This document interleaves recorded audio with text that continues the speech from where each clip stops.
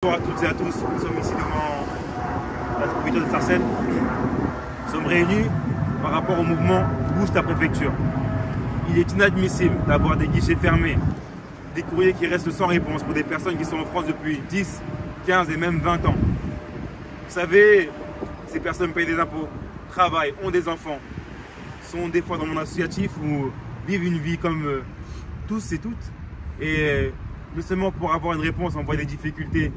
Vous avez différentes personnes qui sont venues ici par solidarité. Nous, on a écouté pas mal de personnes qui étaient devant la préfecture et ça fait très mal au cœur d'entendre parler ces gens-là qui sont dans l'attente depuis très longtemps, des renouvellements qui ne sont pas écoutés, qui ne sont pas traités. On ne sait pas on ne sait pas ce qui se passe. On sait que la préfecture, elle s'est déchargée de pas mal de services.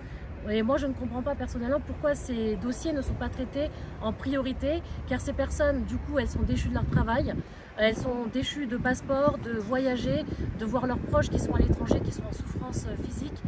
Donc c'est inhumain. Voilà, pour moi, la préfecture, c'est un endroit inhumain, encore une maltraitance institutionnelle.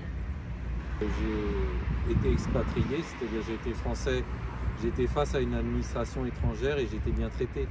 Donc pourquoi les administrations françaises ne traitent pas bien les étrangers comme nous, on est traités par ailleurs dans certains autres pays?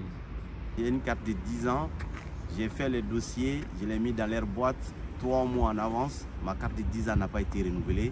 Mon employeur il a arrêté de me planifier.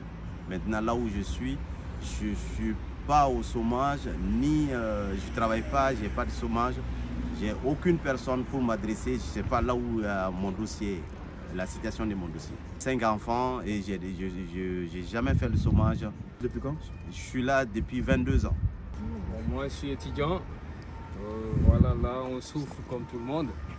Je pense qu'il y en a plein d'étudiants qui sont dans la même situation parce que je fais le tour des réseaux sociaux. J'ai vu pas mal de plateformes d'étudiants qui revendiquent la même chose. T'es où à l'université? À Paris 8.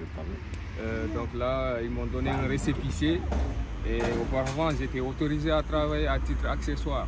Mais là, ils m'ont dit que je n'ai pas le droit de travailler alors que j'ai un boulot, je suis en CDI.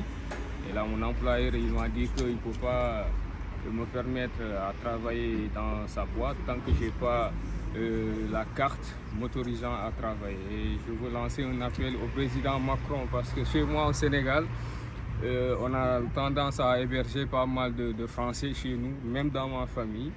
Et on ne les fatigue pas à donner tel papier ou tel papier. Ils ont presque tout, ils mangent bien, ils sont à l'aise chez nous. Et pourquoi pas nous?